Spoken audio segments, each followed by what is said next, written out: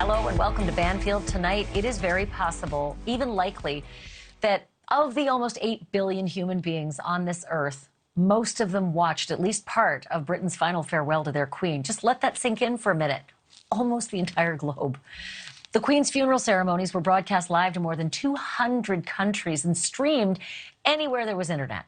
And even though it happened early this morning, U.S. time, viewership estimates around the world, and they are just estimates, so let's keep that straight, they range from 4 billion people to 5 billion people.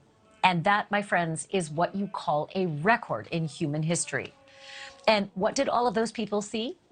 Pageantry and pomp, symbolism and spectacle, and genuine sorrow, all befitting a queen who reigned with dignity for 7 decades, pretty much most, if not all, of everybody's life on this planet.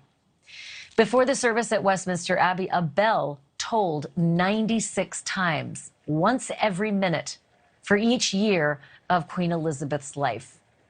Royal Navy sailors delivered her flag-draped casket from nearby Westminster Hall, where it had been lying in state.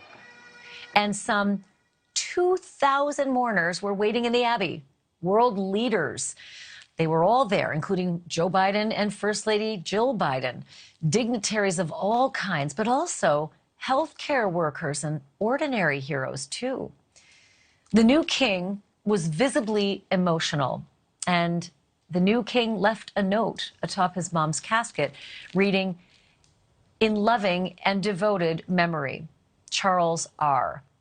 The R stands for Rex. And if you're wondering why he'd say Rex, it's actually Latin for king. Prince William, the heir apparent, and Princess Kate were in the front aisle with 9-year-old Prince George and 7-year-old Princess Charlotte. And little Charlotte, at one point, started sobbing for her great-grandmother. Remember, not grandmother, great-grandmother. Prince Harry and his wife, Meghan, they were in the second row, all the way down at the end. And though some people call that a snub and more proof of a rocky relationship with the family, Meghan Markle was crying too. President Biden and First Lady Jill Biden arrived late. They had to wait and then be seated 14 rows back behind the president of Poland. But it's likely because, as per protocol for every U.S. president at a high-security event, they traveled in their own vehicle instead of the buses that the other dignitaries took. And FYI, their limo is fortified, and it is indestructible. It is called the Beast, and it's necessary. The former King of Spain, Juan Carlos, was there over the objections of the Spanish government. He is a blood relative of the Queen, but he now lives in self-imposed exile amid a whole bunch of scandals that he's got at home. After the service, the Queen was carried from London's Wellington Arch to Windsor Castle in a specially designed Jaguar Land Rover hearse that she herself helped to design years and years ago. She wanted to make sure that the people who were out lining the roads would be able to see her coffin, and so they did. So many people, tens of thousands, falling into a hush as the funeral cortege passed, showering its path with flowers, weeping for the only monarch that most people have ever known, and the only king or queen to have a funeral on TV. A bunch of London florists all reported that they were sold out of roses and lilies all week long in preparation for this. All the Brits buying the flowers, ready to just line the route with flowers. And look at this. At Windsor, the Queen's beloved corgis, Mick and Sandy, were waiting for her casket, as was her pony, Emma. Emma, the pony. The Queen rode Emma well into her 90s, and she never wore a hard helmet. Just before she was laid to rest, there was another ritual, never before seen by the outside world. It is this one. This is the Lord Chamberlain breaking something called the Wand of Office, marking the end of the monarch's reign. And then the broken pieces were placed on the casket, and they were buried with the Queen. Her crown, her scepter, her orb, those were all removed from her casket by the crown jeweler and then passed on to Charles for his future coronation. The Queen's casket at the end was lowered into the royal vault at St. George's, and that happened outside the view of the cameras, but it was accompanied by this. So poignant. It was called The Final Lament, played by the piper who played at her bedroom window every morning, wherever she was, as a personal alarm clock. Since Queen Victoria began that tradition back in the mid-1800s, there have been only 17 chief pipers. The latest one, seen here in this video, he was appointed just last year. Time to bring in my guests, Rob Shuter, host of the Naughty But Nice podcast, and Royals historian Hadley Meares from the Hollywood Reporter. Welcome to both of you. Rob, I'm going to start with you. 6,000 people in that procession. 6,000 people in any parade is near impossible to pull off with 10 days' notice. And yet, Rob Shuter, it went off without a hitch. I am unclear as to how that's possible.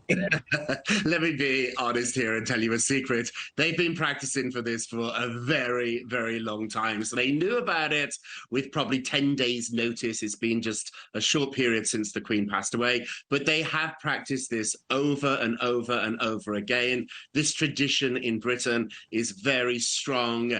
They have the trooping of the colour. They have lots of different events every year that they practice to. And I don't want to make it sound trivial, but think of it almost like a dance routine. The dance they know, it's a few different steps, but they've got the basics down, and that's why they can do it in just a few days.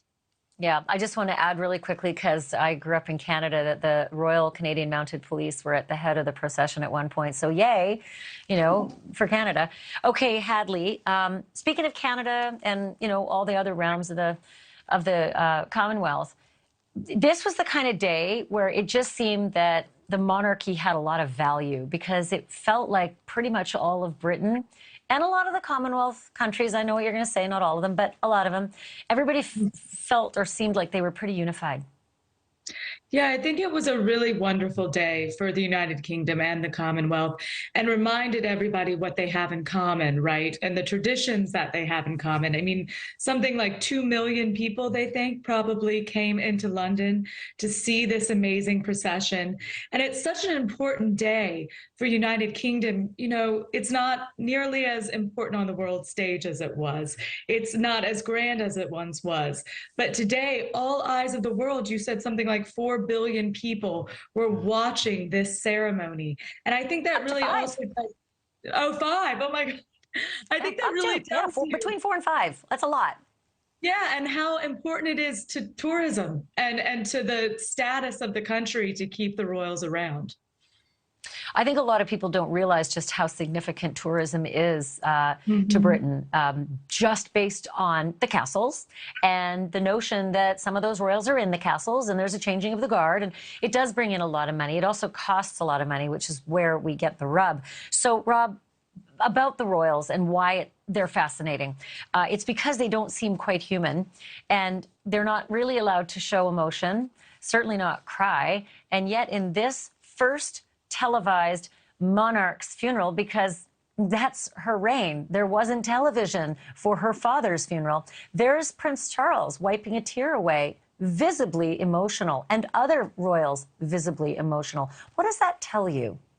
It was a remarkable moment. It told me that this royal family is evolving. They're changing with the times. And actually, for me, it was one of the most touching moments of the ceremony to see this man who was so stoic, who's grown up in a family that just didn't do this. To see him shed a tear, I thought was just so poignant. And I do believe the younger royals, we've certainly seen this with Harry and Meghan, and also now William and Kate, they are shown a lot more affection towards one another in public. So I think the times have changed. And I also think too, Queen Elizabeth would thoroughly approve of this. One of the reasons that she lasted for so long is that the monarchy did evolve, and it will continue to do so. Yeah, it seems stuffy to suggest no one should cry, but it is part of the allure of why these people are different or special or somehow royal, you know. So, Hadley, you know, I think I might have said Prince Charles. Gosh, if I did, I'm sorry. It's King Charles. I'm still obviously old habits, 55 years long, die hard. But the pomp and the circumstance and the people, it can't be understated how dangerous all of that was. Yes. And some people surmise that little Louis wasn't there, possibly because they had to have someone in the line of succession if there were any crisis. I assume it's just because he's too young and he's really a rambunctious kid. But with something as austere and serene as like what you're seeing, it's just, there are these moments and there's silence, and the silence is just so palpable. You just can't have an unmanageable child, can you, in something like this? Yes, I was actually quite surprised when I heard that the Prince and Princess of Wales had decided to have George and Charlotte come to the funeral. But I think that William is very aware of what is going to be his children's future, right? I mean, George is the future King of England if the monarchy sticks around, and Charlotte will probably play an integral role unless she goes Harry's way. So I think early on, you just have to kind of tell them this is your life, this is your duty. You're going to have to do very private things in public, and that is part of your enormous privilege, but it also is a very hard thing. And, you know, you saw Prince Edward and Sophie, Countess of Wessex, really crying at the funeral.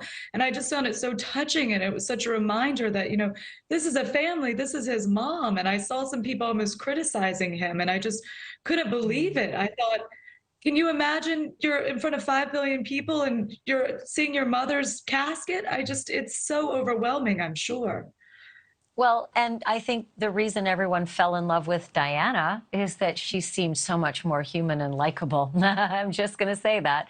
And that had a pretty profound impact on, I think, a lot of royals as to how to make sure that your subjects like you if your monarchy is going to be at risk in, you know, an evolving world, quite frankly. Okay, thank you for watching. Go to newsnationnow.com to find NewsNation on your television provider. And don't forget to click the red subscribe button below to get more of NewsNation's fact-driven, unbiased coverage.